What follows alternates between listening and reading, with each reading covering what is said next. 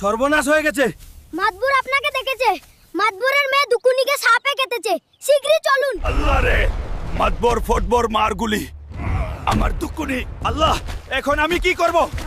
ধুর এই বালের কাজ। দুকুনি, আল্লাহ রে, আমি আসছি। অল্প সময় ধৈর্য ধরো সোনা, তোর হালকা প্রায় পৌঁছে গেল। মাতবীর সাহেব, কিভাবে কি হলো জলদি বলুন। হালকা, যত টাকা লাগে আমি দিতে রাজি। তুই শুধু আমার মেয়ে তাকে বাঁচা। তোর দুটা হাত ধরি বাবু। মাতবর সাহেব, আমার শরীরে এক ফোঁটা রক্ত থাকতে আমি দুকুনির জন্য আকাশ পাতাল এক করে দেব। শুধু বলুন কি করতে হবে। হালকা, এইটা শুধু একমাত্র জাইঙ্গা বাবাই বলতে পারবে। শীঘ্রই যা, যেখান থেকে পারিস ওনাকে নিয়ে আয়। শীঘ্রই যা।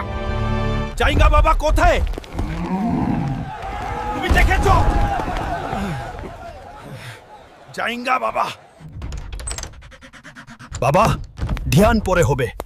একজনের জীবন মরণ প্রশ্ন। শীঘ্রই আমার সঙ্গে চলুন। আরে নিচে নামা আমাকে। কোথায় নিয়ে যাচ্ছিস? এটা তো অপহরণ। চুপ করুন বাবা, এমার্জেন্সি। এইটা তো আমার দ্বারা সম্ভব না, আমি পারবো না। এইটা শুধু আমার গুরু পেন্টি বাবাই ঠিক করতে পারবে। পেন্টি বাবা কোথায় থাকে? জলদি বলুন, সময় খুব কম। তিনি কি আকাশে থাকেন নাকি পাতালে? বলুন। হালকা, পেন্টি বাবার কাছে পৌঁছানো এত সোজা নয়। তিনি 20 বছর ধরে হিমালয়াতে তপস্যা করছেন।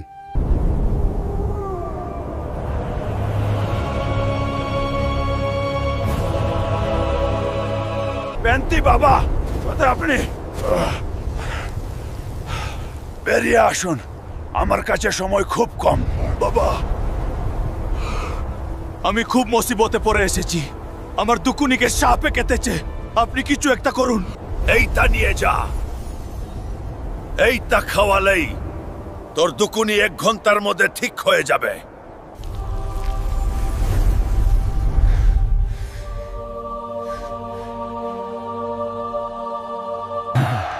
বাবা হাল্ক, তুমি আমার জন্য যা করেছো তা কেউ করতে পারতো না। তাই আমি ঠিক করেছি আমার মেয়ে দুকুনির সঙ্গে তোমার বিয়ে দেব। তো কি হলো বন্ধুরা, ভালো লাগলো তো? তাহলে সাবস্ক্রাইব করুন।